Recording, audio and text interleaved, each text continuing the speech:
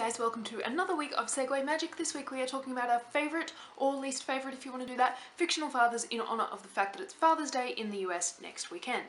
Now first things first, this topic actually messed with my head like all week because Father's Day in Australia is September, but the fact that we were doing a Father's Day topic like now, all week when I've been trying to think of stuff for this topic, I've been like, shit, I need to buy a Father's Day present. No, I don't. It's not until September. I want to start out by mentioning two of my least favourite fictional fathers because they're my least favourites to the point where I don't think they should physically be allowed to be involved in their children's lives, ever. Both of these are probably quite obvious because these are two of the shows that I actually recap for SnarkSquad. The first is John Winchester from Supernatural, John Winchester basically abused his children from the time he had like sole custody of them after Mary's death. In some flashbacks we sort of see him using them as bait, at other times he just leaves them alone in a motel room for days at a time with limited supplies of food and no supervision, and I'm just like, I'm sorry, what the fuck is wrong with you? The second one is Pacey Witter's father. I don't think he even warrants a first name in the show. He is just completely and utterly horrible, and it mainly seems to be directed towards Pacey.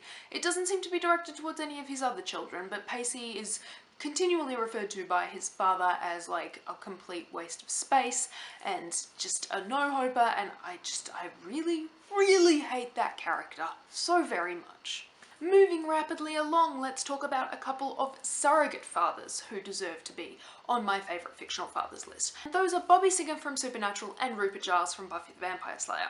As already discussed, John Winchester is like my least favourite fictional father of all time, so I was thrilled when the show went ahead and introduced Bobby Singer and made him like a total surrogate father for the boys, because they so desperately needed that even though they're both grown adults.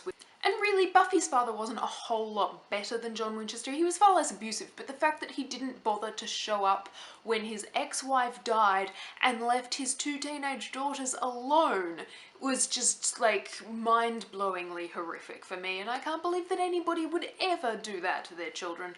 So the fact that Giles was there to step up and help Buffy and help the rest of the Scoobies to get through this horrible thing that had happened and all the subsequent horrible things that happened, and the fact that he effectively kept them alive for a really long time while continuously getting concussion himself. Giles deserves to be on some kind of pedestal for parents who weren't actually parents. Moving on to fathers who actually have, like, biological children. Top of my list, always and forever, Keith Mars. I'm not going to say a whole lot more about that because I'm pretty sure the other Snark ladies will cover the shit out of it. But Keith Mars is glorious and perfect and just brilliant. Also going to give a shout out to Arthur Weasley from Harry Potter. He may not have always been the most responsible parent, but he is a damn fabulous father to his many children, and indeed to Harry and Hermione.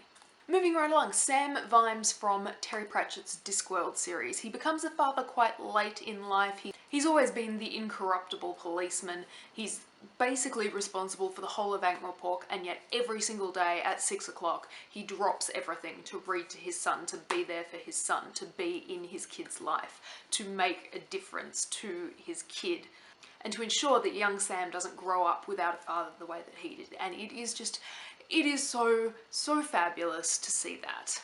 And finally, Olive's father, Dill from Easy A. He is just absolutely phenomenal from start to finish. He's really funny in sort of a dorky dad way. He's there when Olive needs him. He is aware of what's going on in her life, and he's like, hey, I'm a little bit concerned, but you seem to have things under control, so I'm gonna roll with it for now. He's open about his past. He jokes with his kids. It's just, he's a really great character and a really great fictional father, and I adore him. Murray, I can't wait to hear about your favourite or least favourite fictional fathers. I will see your face on Thursday, and I will see the rest of you later. Bye.